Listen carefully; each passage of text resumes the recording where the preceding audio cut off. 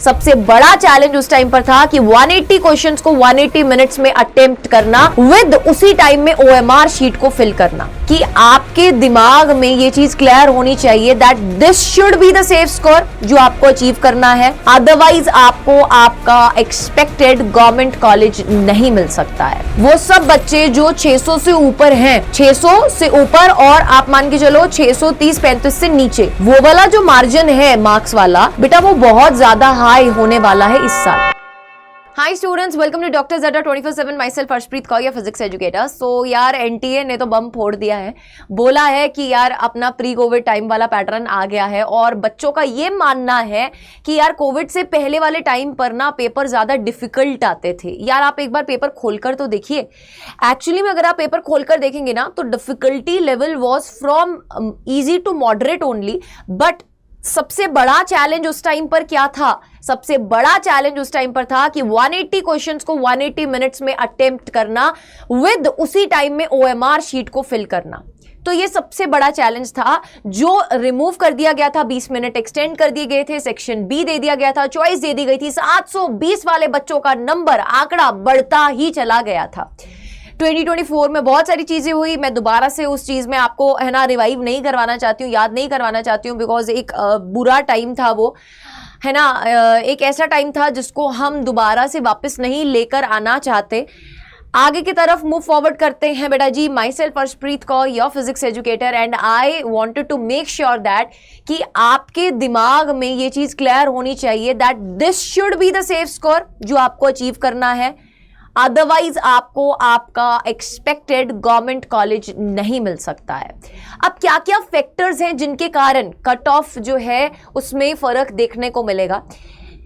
अगर हम paper difficulty level की बात करें बेटा, 2025 में इट इज एक्सपेक्टेड कि वो सब बच्चे जो 2024 में बहुत अच्छा स्कोर करके बैठे थे, 620, 630 is not a bad score, but 2024 में ये बैड स्कोर मान लिया गया था क्योंकि बच्चों को उस हिसाब से एडमिशन नहीं मिली, कट ऑफ बहुत हाई गई।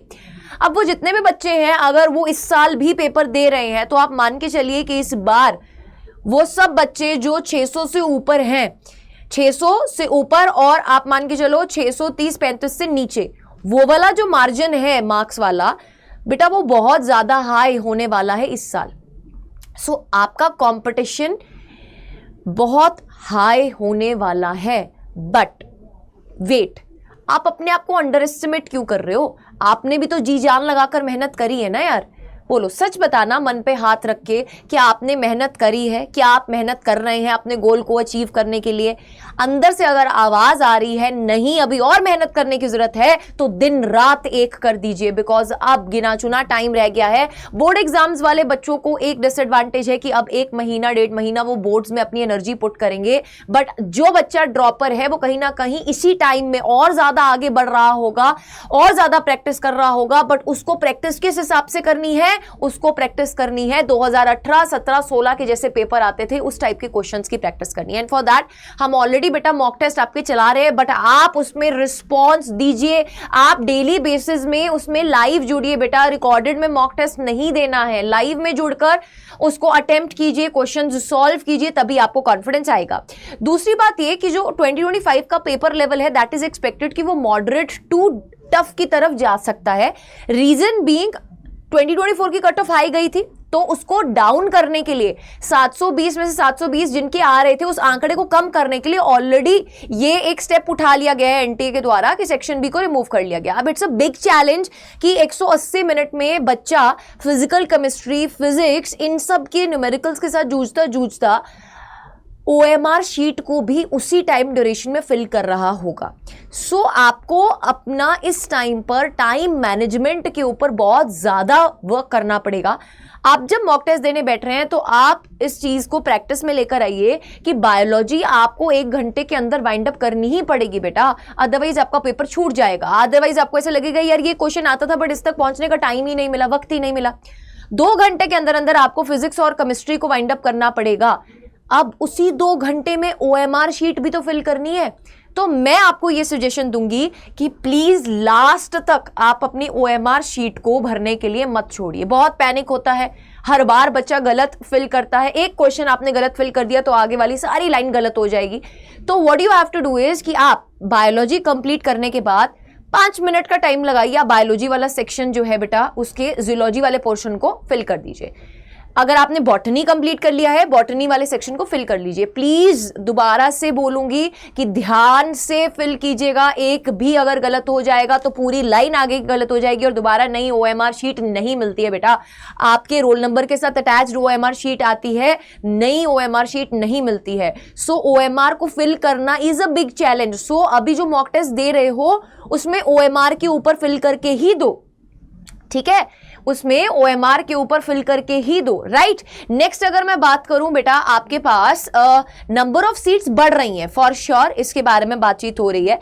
बट यार सोच के देखो, कहां 25 लाख बच्चा पेपर देने बैठने वाला है ना, ऑलरेडी इतना ज्यादा एस्पिरेंट है, तो उसके पीछे अगर 1000 सीट बढ़ भी जाएगी तो बहुत ज्यादा बड़ा आंकड़ा नहीं है ये। Yes, we are happy that seats are increasing, but please इसमें समझिए इस चीज को कि इतनों सी सीट बढ़ने से आपको बहुत ज्यादा फर्क नहीं पड़ेगा, कट ऑफ को बहुत ज्यादा फर्क नहीं पड़ेगा।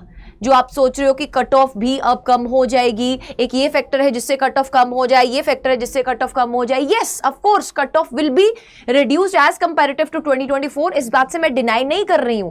बट हम इसको लेकर क्यों चले ना कि ये फैक्टर है हमारे पास इसलिए हमको कम पड़ना, नहीं, आप अपना डबल एफर्ट पुट कीजिए बेटा। आप ऐसा सोचिए कि मैं अगर इस पैटर्न में देख भी रहा हूं तो यहां पर भी मेरे पास क्या होना चाहिए कि मैं अपने आप को प्रूफ कर सकूं, तो मेरे लिए चीजें और बेटर होनी चाहिए, ठीक है। सो मेक श्योर कीजिए कि ये वाला चीज आपको अभी है ना ज्यादा पढ़ने से ना रोके। मैक्सिमम एफर्ट पुट कीजिए, मैक्सिमम ही पढ़िए, ठीक है। उसके बाद अगर हम बात करें फुल स्कोर की, तो बेटा देखिए दो चीज है, जो फुल स्कोर वाले बच्चे होते हैं वो यूजुअली 720 जो 720 स्कोर कर रहे होते हैं, वो अभी तक अगर हम पिछले कुछ सालों की बात करें तो वो बहुत ज्यादा थे, राइट।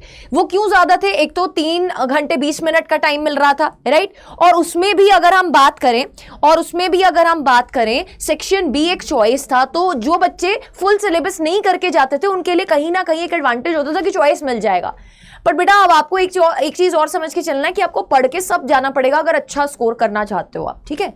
अगर आपका एम है हाई स्कोर करना, what is the safe score, अगर मैं सेफ स्कोर की बात करूं, मिनिमम आपको 650 प्लस अपना सेफ स्कोर मान के चलना है। आज भी ऐसा नहीं करना है कि 620 is going to be the safe score, नहीं बेटा, आपको अपना मिनिमम 650 प्लस स्कोर मान के चलना है अगर आप एक अच्छे गवर्नमेंट मेडिकल कॉलेज में जाना चाहते हैं। तो एक्सपेक्टेड रैंक्स कुछ अकॉर्डिंग टू द पूरा है ना एनालिसिस जो मैंने किया है कि आपका जो सेक्शन बी रिमूव हुआ, पास्ट में कैसे कट ऑफ्स गए हैं उसके हिसाब से, एज वेल एज जो आपका अभी गवर्नमेंट मेडिकल सीट्स इंक्रीज हो रही हैं, कितनी सीट्स इंक्रीज हो रही हैं, उसका इंपैक्ट क्या पड़ सकता है, ओवरऑल सब चीजों को ध्यान में रखते हुए कट ऑफ प्रिपेयर किया है तुम्हारे लिए जो एक्सपेक्टेड है। This is not 100% accurate but somewhere +-5 बेटा इसी के अबाउट आपको कट ऑफ मिलने वाली है। तो आपको एक आइडिया हो जाएगा कि आपको इतना स्कोर जो है वो एम करना है। तो अगर मैं एक्सपेक्टेड रैंक क्लोजिंग की बात करूं, जनरल का 24,000 के आसपास हो जाएगा बेटा, ओबीसी का 25.2 के आसपास हो जाएगा, एससी का 1,09,000 के आसपास, एसटी का 1,68,000 के आसपास, ठीक है, 1,68,000 के आसपास एक्सपेक्टेड है दैट कट ऑफ आपका जो क्लोजिंग रैंक है ये देखने को मिल सकता है। अब राउंड 1, राउंड 2, राउंड 3 की बात करें तो अनरिजर्व कैटेगरी के लिए 640 के आसपास बेटा कट ऑफ रह सकती है, राउंड 3 तक जाते जाते 625, ओबीसी के लिए फर्स्ट राउंड में 635, जाते जाते बेटा लास्ट राउंड तक 625 एक्सपेक्टेड है। ईडब्ल्यूएस के लिए फर्स्ट राउंड की cut off near about 623 and round 3 तक जाते जाते 625। एससी की अगर हम बात करें बेटा जी 545 एंड राउंड 3 तक 525, एसटी की बात करें 520 से लेकर 510, तो +-5 का वेरिएशन आप लेकर चलिए। बट आपका ड्रीम स्कोर अगर ड्रीम कॉलेज अगर अचीव करना है तो मान के चलो बहुत मेहनत करनी पड़ेगी। मॉक टेस्ट जो दे रहे हो वो रेगुलर बेसिस में दो और उसका एनालिसिस भी करो, that is very very important. So जो भी आप प्रॉब्लम फेस कर रहे हैं physics, chemistry as well as biology में, उसको कमेंट सेक्शन में जरूर से पुट डाउन कीजिएगा। हमारे चैनल के साथ जुड़ जाइए, don't forget to subscribe to the channel, press the bell icon. We are always with you doctors, future doctors.